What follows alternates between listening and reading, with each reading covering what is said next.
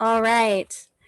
Emily, if you'll just tell a little bit about yourself and jump right in. Thank you so much for being here. Thank you, Sandy. Thank you so much, everybody, for being on tonight. This is really an honor to speak to you. So I hope what I have to say is fruitful to you where you are in your lives, and it will be something you can take with you really forever, forever. My name is Emily Dobbs, as Miss Sandy said, and I am a communication major. I studied communication in college, but honestly, as I was telling Miss Sandy, everything I really learned about speech and public speaking, I learned in high school. I learned when I was probably your age. And I had a wonderful speech teacher who had a lot of enthusiasm and passion for her students, but really, she didn't overthink it. And that's what it comes down to. We don't need to overthink public speaking, okay? And not everybody is a natural public speaker. That is okay, promise you. So just keep in mind, I am a major in communications because I like to talk. But most of what I learned and what I'm going to tell with you tonight, or about tell to you tonight, I learned when I was your age, and it has stuck with me and served me well. So don't take for granted all those classes you are working through right now in school, because you will take those bits of wisdom with you forever.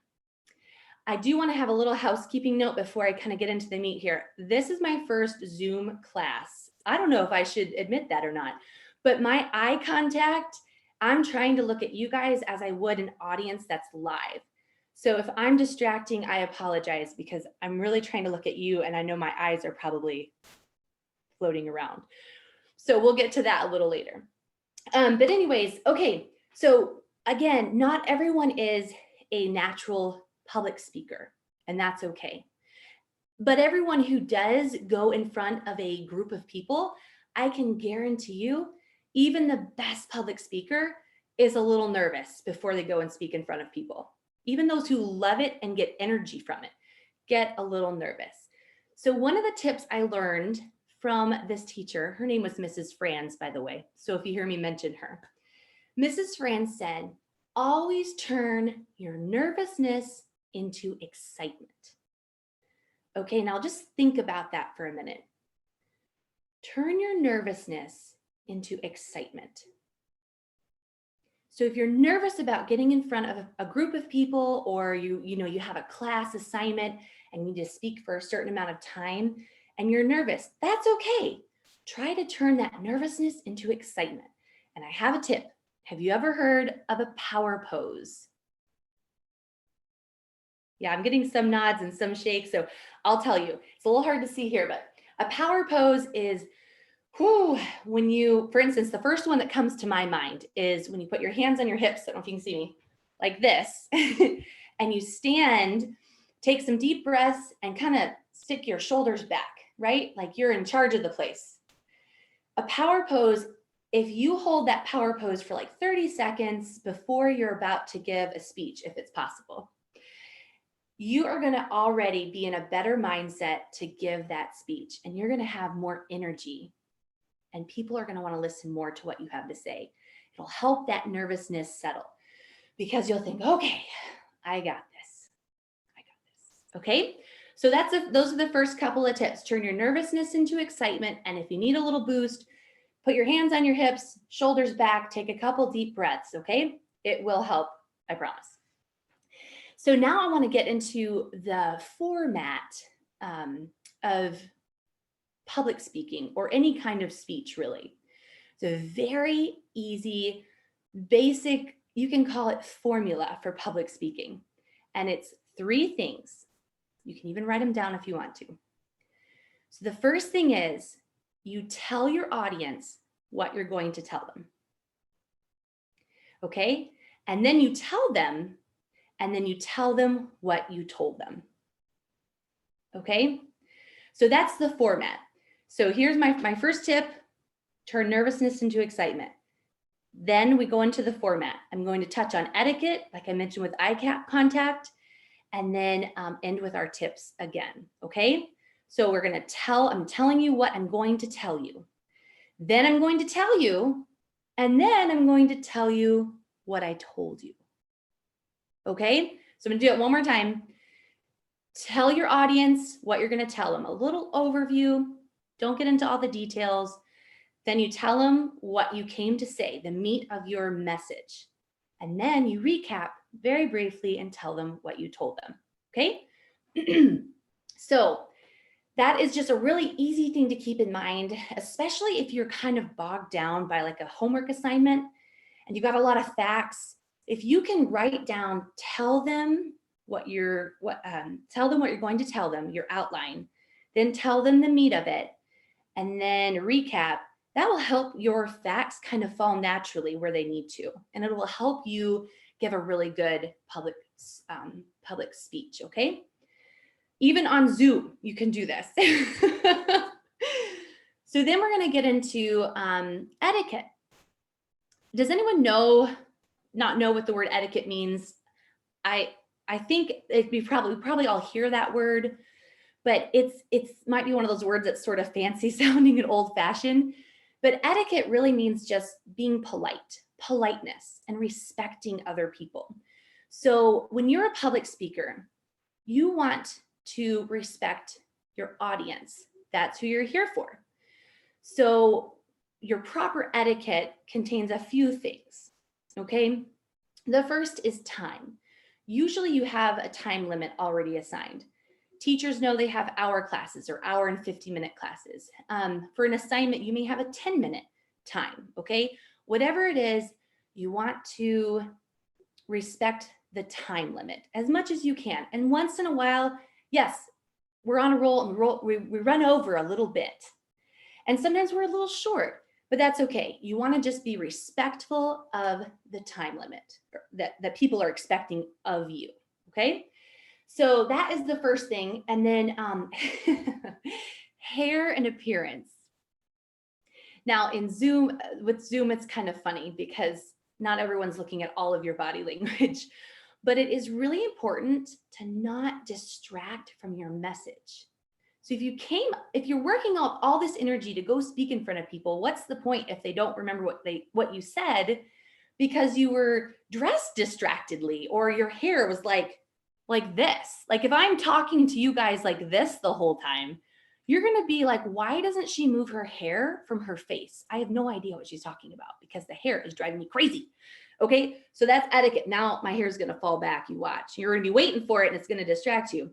So anyway, hair is really more of an issue for girls usually, but not all the time. You want to have a good appearance. That is just basic respect of another person, even if it's one-on-one communication with them, okay? So another thing, I'm glancing at my notes, by the way, slow speaking. And I've probably already been speaking too fast because naturally I am a fast talker and I still have to work at this. But slow speaking, you can never go wrong. Slow it down. Slow it down. People are trying to understand not only your words, but the message you're trying to get across. And when there's a lot of really fast speaking, it is hard to keep up, especially if what they're talking about is kind of intense or really important information. It's hard to keep up. So always go slower than you think you need to. Also speak more loudly than you think you need to. Again, a little different on Zoom. Everyone's sound system's a little different. But for instance, when you're in front of a live group, a live classroom, or another public speaking arena, you need to speak loudly. Oftentimes there's a microphone and people are holding it like over here and down here. And really that's made to like go right here. So you need to speak clearly and loudly and slowly to get your message across. I would say even 2 times more loudly than you think you need to be. That might be just a little thing to stick with you, especially if you're an introverted person and it's hard to be loud. That's just not your cup of tea, not your thing. Just trying to remember 2 times more loudly than I think I need to be. That might help you out. Another thing is the last thing really is eye contact, which like I said on Zoom is a little bit tricky because I'm trying to look at all of you, which makes you wonder who the heck I'm looking at. But in a live event, scenario, you want to engage with everyone's eyes, which is what I'm trying to do right here. You want to look at their eyes. You want to get your point across. And sometimes we're shy. And that's kind of hard to do. Really, I understand that. But if you go back to turning that nervousness into excitement, even if it's a topic that you've been assigned that you have no joy about, you can still find a way to turn the nervousness into excitement so that those people who are listening to you haven't sat there in vain. They haven't been sitting there like, oh, this is ridiculous. This person doesn't even care what they're talking about. Why should I care? Even if it's something you're not passionate about, you should care that you're up in front of people trying to respect their time and get this message across. Does that make sense? Okay. So again, respect your audience with your message, with your time, hair and appearance. Make sure that's taken care of before you go in front of people. You don't want anything that's going to overly distract from your message. Slow speaking, slower than you think, and more loudly than you think. Try to enunciate clearly, okay? And eye contact. Again, I keep glancing down at my notes, and notes are okay. That is okay in most settings. There may be a few settings where notes are very difficult, but the President of the United States and diplomats, they usually have these screens we can't see, and those are their notes. So they're looking up and it looks like they're looking at us, but they're actually looking at these teleprompters which have their notes. So we don't get that luxury when we're in a Zoom and trying to look at our paper notes. Anyways, try to maintain the best eye contact possible, okay? You don't wanna be like this the whole time. Eye contact is really important, and don't use a lot of notes if possible. Does that make sense? I'm sure it does. I'm exaggerating, of course. And this takes practice. This is not something, again, that comes naturally to all of us. It just takes practice. And the more you do it, the easier it will become, just like with anything in life. The more you practice, the better you become. And life is about becoming the best version of ourselves, right? And it just takes practice to do that every single day. Okay, so that is really the end of the meat of my speech. So if you remember at the beginning, I said, we're gonna tell them what we told them, or tell them what we're gonna tell them and tell them what we told them. This is my tell you what I told you. And then I would like to offer you a chance to ask any questions if you have any. So think about those if you do. And if not, that's fine. Hopefully some of this information has been fruitful and will stick with you. Again, okay, so tip number 1 was to turn nervousness into excitement. Remember that everyone is nervous before giving any kind of speech. It is okay to be nervous. You work on turning that into excitement for what you're about to talk about. And then the format, tell them what you're going to tell them. Tell them what you told them. I cannot say it enough. I promise you that will help you with whatever speech, no matter how short or long it is. And then your etiquette. So making sure that your hair is clear and your outfit is not distracting, and that you're speaking clearly and loudly and slowly, okay? And then your eye contact again, which you just do the best you can to respect the people in the format you're speaking. So here I'm trying to look at all of you, but in a live setting, again, it would look a little bit different and it wouldn't be so like bobbly and distracting. Okay, and then practice, practice, practice. I remember Mrs. Franz used to say that, and it is so true. The more you practice, the better it will be. Now, there are some people who really like to wing it, and they're pretty good at it. I get it, but it still doesn't hurt to practice, practice, practice, okay? And then don't forget that power stance. I really think that that's a good way to help you, and you may not have the hands on the hip. You may have another one that, is really great, but it gets you in that mood of like, hey, I can do this. I can do this. It was made for this moment. If it's a speech in school or it's a talk in front of 100,000 people or an entire world, you were made for that moment. You just take a breath, take your shoulders back, and think, I can do this. I can do it. So really that's it. I appreciate this, and I'd love to see if you guys have any questions for me. I hope I can answer if you do.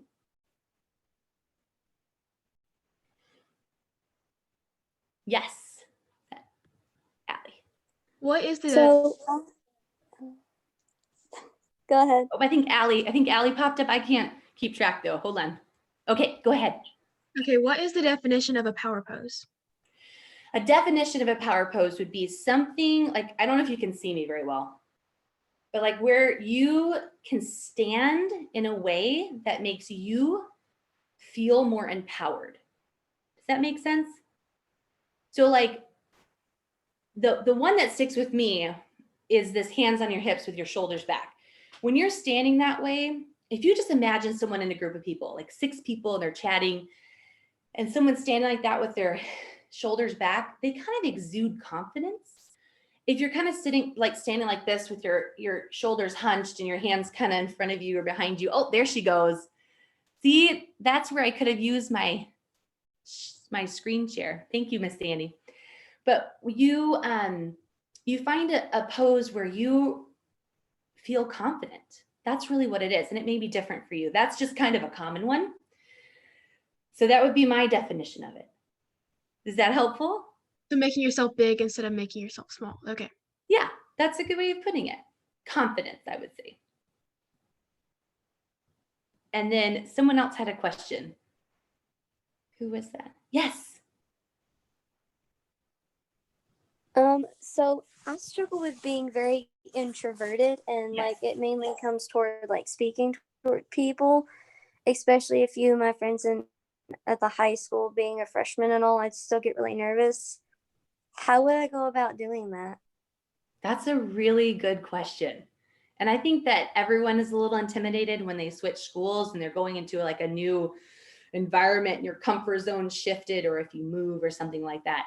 But honestly, if you're talking about interpersonal relationships like that, is that what you mean? Like more friendship? Yes, ma'am. Yes. Yes, ma'am. I would say it's more important to seek out people who you have things in common with. Okay?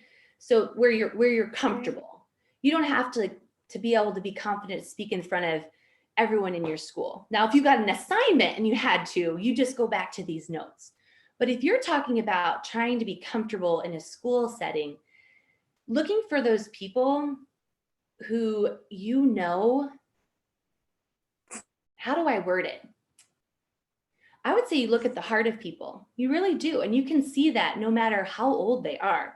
You can see where their heart is. And you might find someone else who's a little nervous like you are, but their heart is in the right place, right? They just want some good friendships. That's where I would start. And not being afraid, because everyone is nervous, especially in that sort of setting. You're not the only one feeling that way. And sometimes what it takes is even if you're introverted, that's okay. That's actually a really big blessing. But sometimes it takes that courage of reaching out to that person or those people and saying, hello, hey, I'm such and such, or I noticed we had this in common, or whatever. And most of the time, I would say those people are so relieved that they weren't the person who had to go up to you. They are so grateful that someone stopped. Now, they may not act like it, because sometimes we put on airs when we're uncomfortable, or we're in a new situation, but just to be patient with everyone. Because how would you want to be treated? Would you want someone to see you and say, I want to get to know that girl? Would you appreciate it if they came up to you and said, hey, I'm such and such, Yes. just wanted to say hi, you seem like a cool girl? Wouldn't that be nice? Yes. So you try Yes, to it be that would. person as much as you can, right? Even if you're Right. introverted. And that's just something to Right. practice and work on, and not to be afraid. I think a lot of us have the same thoughts running through our heads all the time. Don't be afraid that you're the only one who feels that way. You are definitely not. And sometimes the people with lots of confidence who you're like, man, how does that person have so much confidence to talk to people and they don't even know? Sometimes they're working through the same kind of feelings you're working through. They just have a different approach. So it's not something you lack as an introvert. It's not at all that. You have gifts and talents that will serve you so well when you tap into them. Does that help answer your question? Yes, ma'am. Thank you. Oh, you're so welcome. I hope it's fruitful. May I share too really quickly that took a lot of courage just to ask that question. I was going to say that at first too, and I jumped right Yeah. into my talking. So yes, I agree. I'm like, who's the introvert here? It's not that girl. And is your name Lola? I'm trying to read the. Oh, no, my name is Zoe. I'm borrowing Lola's my Nana's name. I'm just borrowing her phone right now. Okay, Zoe, thank you. Thank you for that. Truly, that was having the courage like you just did to ask questions like that. Even if you're in a class, can I say another thing? Because it made me think. If you're in a classroom or even on a Zoom call and you have a question, I struggled with this when I was younger. I'd have a question. I'm like, I'm the only person with this question. I'm going to be such an idiot if I ask this. Like, everyone's going to be like, what? Doesn't she get it? Like, we all get this. Why doesn't she get this? You're not the only person with that question. I can guarantee you. Do not be afraid to ask questions, because everyone, almost everyone probably in that class or Zoom, whatever, they are thinking, clearly I should know the answer to this, but I don't, but I'm too afraid to ask. Am I right? Has anyone felt that way? Yes. Never be afraid. And that takes practice too. Don't feel like you're going to, go to school tomorrow and be like, no, I'm going to ask all the questions because I got all this courage. No, it takes practice. It really does. You may be 22 years old in a college class and be like, oh, man, it's still really hard to ask these questions, but just think, everyone else is wishing somebody would ask it. So it's okay. It's all right. Does anyone else have any questions on that note?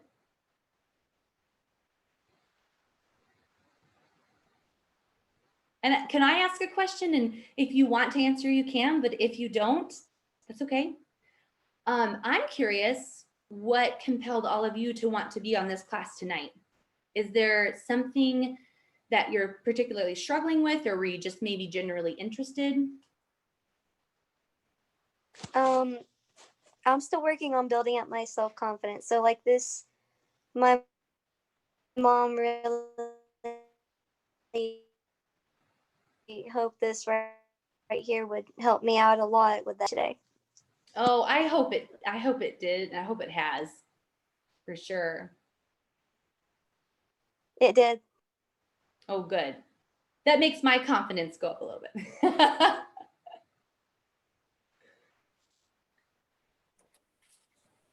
Anybody else? Let's see, we got on here. Katie. Katie, you have your hand up. Yes.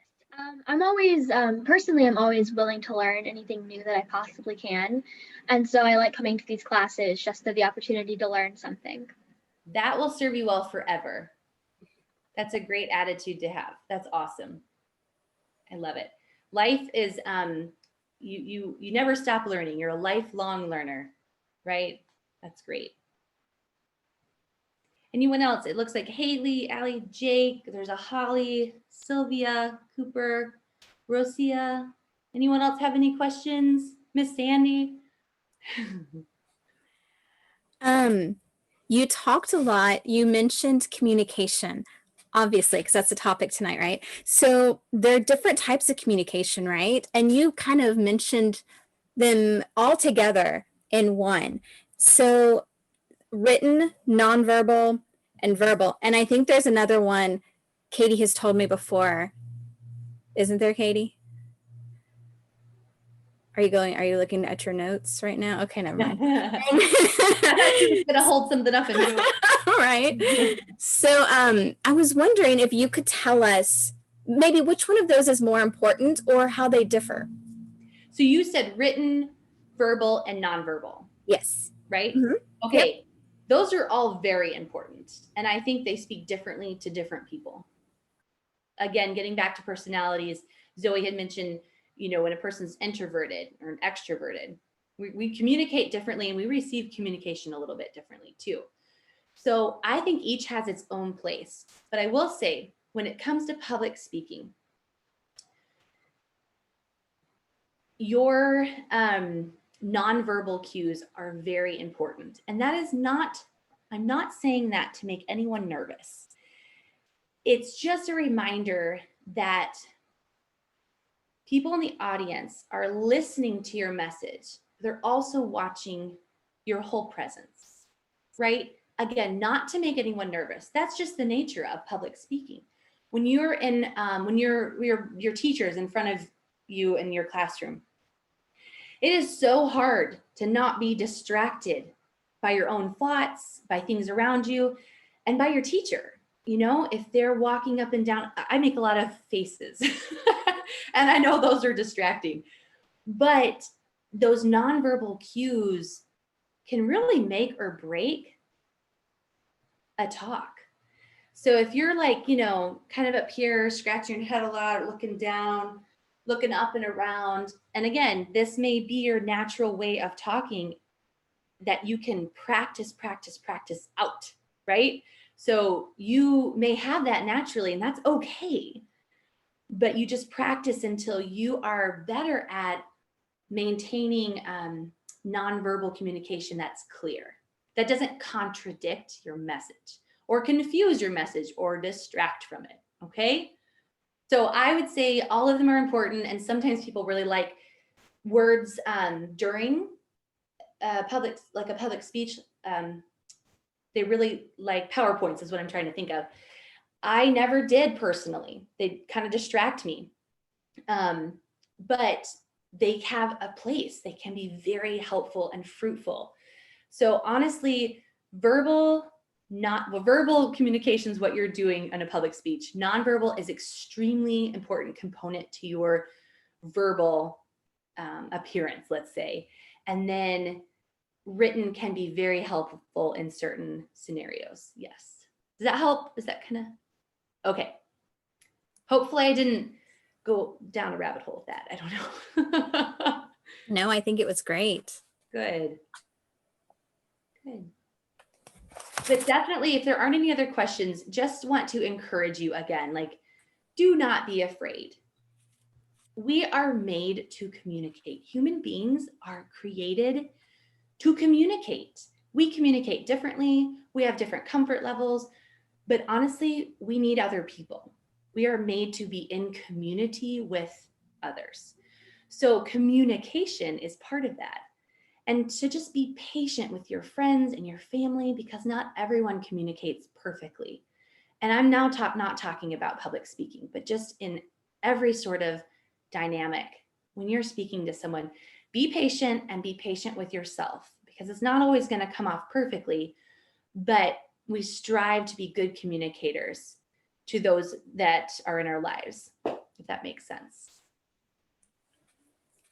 Spinning off of what you just said, Emily, I would like to ask everyone to share a time in the last, I don't know, couple days, week, whatever, because it probably happens every day, where somebody's nonverbal communication was misunderstood by you, or your nonverbal communication was misunderstood by somebody else. Can you tell us about that and what happened and maybe what you learned from it? Anybody want to share? Zoe's nodding her head. Yes, I was in the bedroom, and I have a habit. It's a hobby of mine. I love to write. I write, I sketch, I draw, I dance, I sing. I'm in the choir. However, I have this habit of doing this number and walking around the house sometimes, or just doing this number, and I'm thinking a lot. Mm-hmm. And a lot of people like to interpret it as I'm trying to think of something to say. Because someone goes to ask me something, and I try to think of the right thing to say at the right time, and I don't want to end up coming out as I'm being aggressive or something. And like someone has mistaken it in my family. I'm not going to name names, but someone in my family has mistaken it for me trying to make up a lie. Mm-hmm.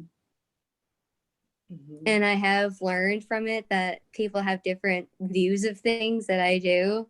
And me, sometimes I do this when I get nervous or I get really stressed at times, because like say there's a big old test coming up, or for can I use Monday coming up, for example, I go back to school, plus I also have court, and I'll normally pace back and forth like a chicken with my head cut off, and some people think I'm being really over dramatic about it.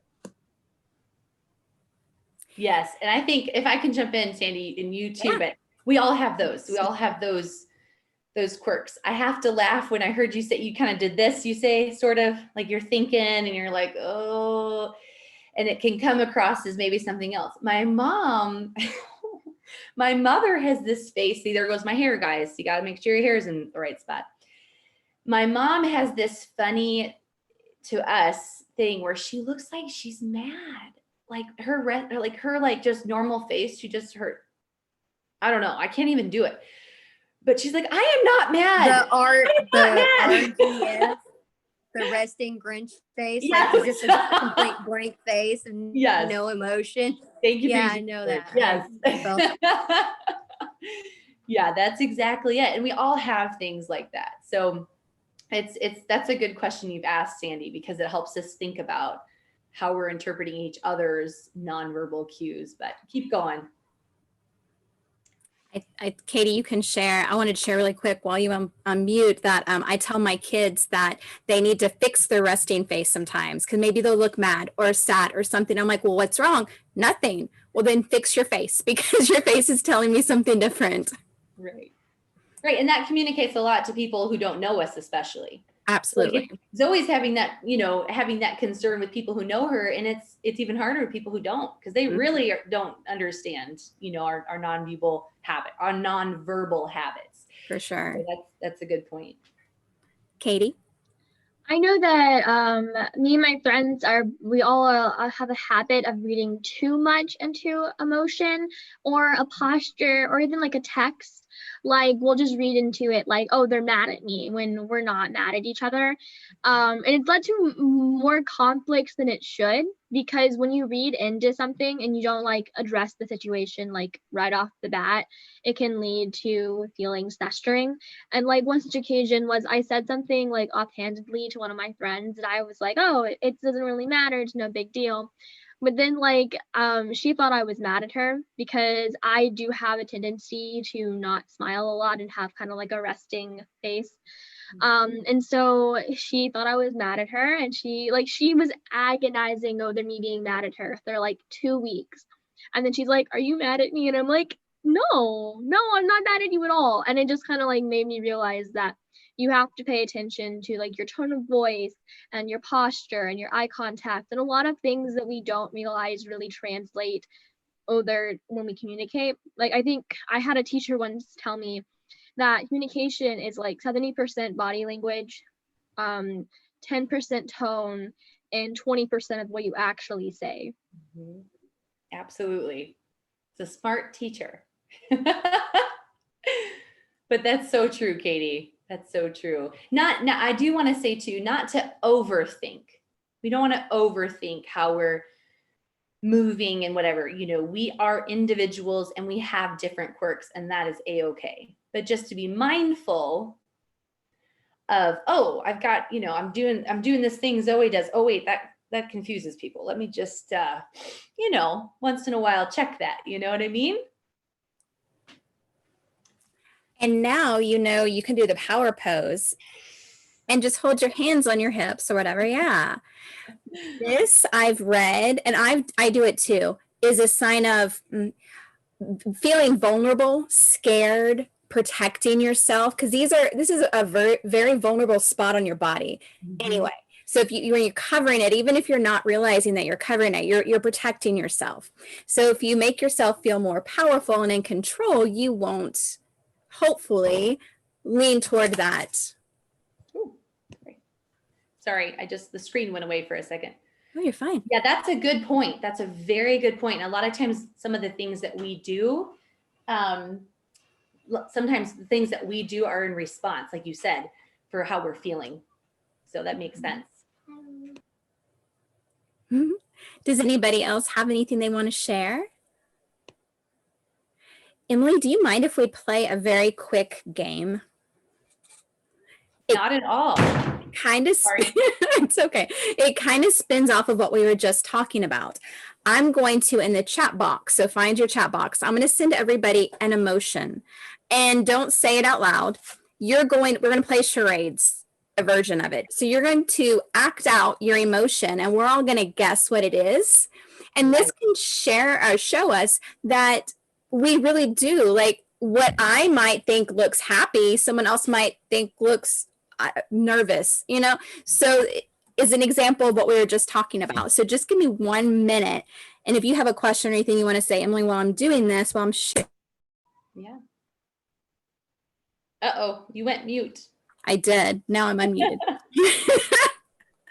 I don't know how I did that, but I apologize. My 4-year-old just came and slammed the door where I am. So if you were wondering what that was about, he's gone for the moment, but he was wondering what I was doing and shut it way too hard. So I apologize. it's all good. It's what happens when you have kids, right? Yes, they're the greatest blessing though. You guys, you young people I don't think you understand what a great blessing you are to all of us in this world. I'm telling you. Let's see. You guys should be getting your, I'm not done yet, but you guys should, most of you should be getting them so far. Let's see. Oh, I see. So it's like, yeah, I gotcha. Privately. Yeah. I'm pretty Zoom savvy, y'all. You're fine. And if for some reason, I think I got everybody. Please let me know if I missed you, because names move on the chat. I missed you, Sylvia. Names move on the chat, and then I'm like, wait, who did I get? Who did I not get? Oh no. Okay, hang on 1 second. Sylvia, where's your name? There we go. And I don't remember which ones I used. So there might be a duplicate, because whatever I'm giving Sylvia might be the same as someone else, but that is perfectly okay. Okay. Am I supposed to have one? Would you like one, Emily? Only if you wanted to give me one. I just wanted to let you know I didn't have one. So. All right. Everyone got one? You see it and you're thinking about it? All right. I don't want to say, hey, you're going. I would love for you guys to just volunteer to go. So who would like to go first?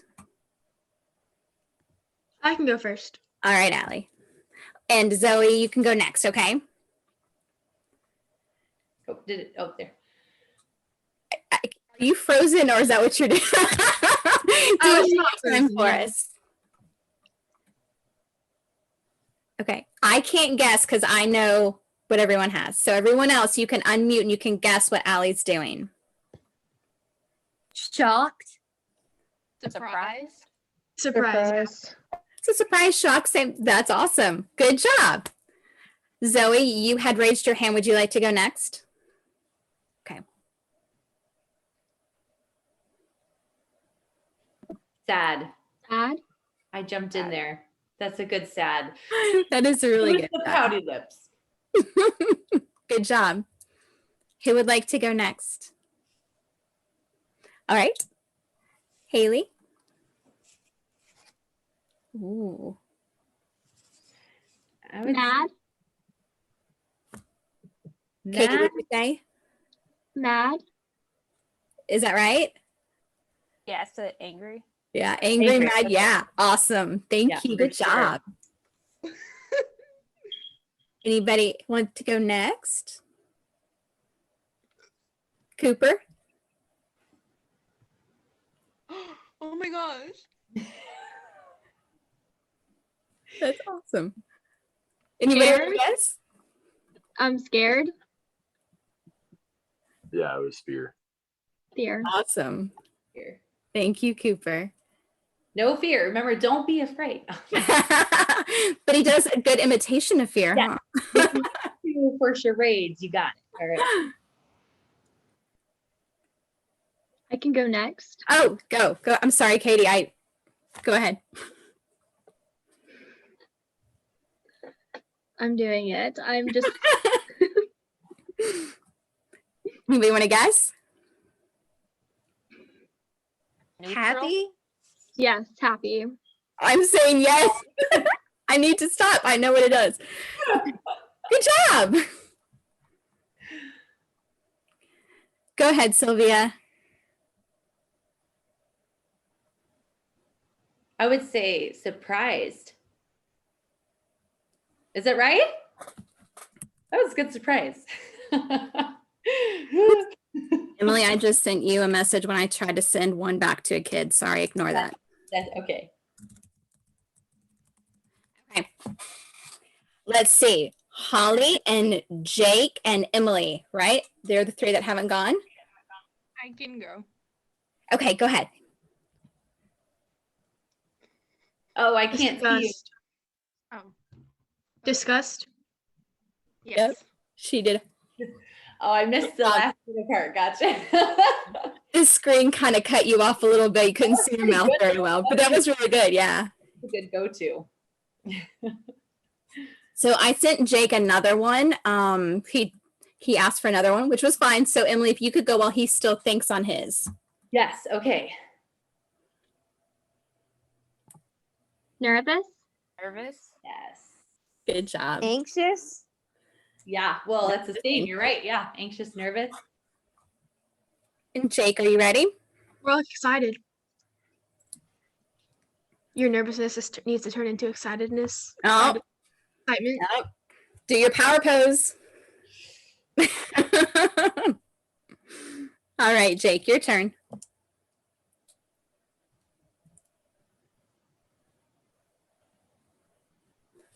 I would say he looks nervous.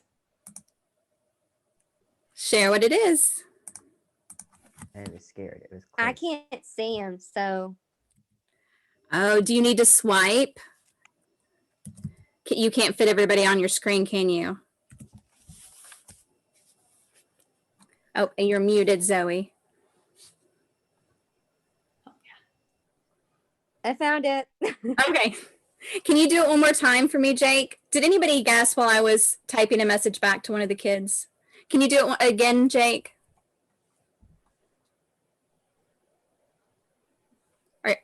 Are you doing it? I'm not. Yeah. Are you petrified? Like petrified or scared? Scared. Yeah. Scared. That Yeah. was kind of hard sometimes to Well, it reminds- display. It at reminds times. me of nervousness. Like, so that's a good point. Like everyone's got a little bit of a different, which being scared and Mhm. nervous are really kind of one and the same sometimes. So yeah, that's super interesting little exercise. Zoe had asked for another one. I sent you another one. Would you like to do it, Zoe? Yeah, go ahead. Anybody guess? Excited. Excited? Good job. Correct. Yes, it was. It was exciting. Good job, guys. That was fun. Yeah, Emily had mentioned that nonverbal was just as important as verbal, and it really is because the data or the statistics that Katie shared aren't made up because like 80% of statistics are made up, right? I just made that up, but they really are. A lot of them, unless you're getting it from a legit source, a lot of times they are made up or estimated. But Katie was very much right because people, like Emily was talking, they're going to notice your hair, they're going to notice your clothes, they're going to notice your facial expressions long before they hear what you're saying. So saying something important, she was mentioning, tell them what you're going to talk about. That's important because that might be the only thing they hear the whole time. But at least they have that short snippet summary of what you're going to say. And then you might wake them back up at the end with your really powerful ending where you summarize and you kind of snippet that back together again.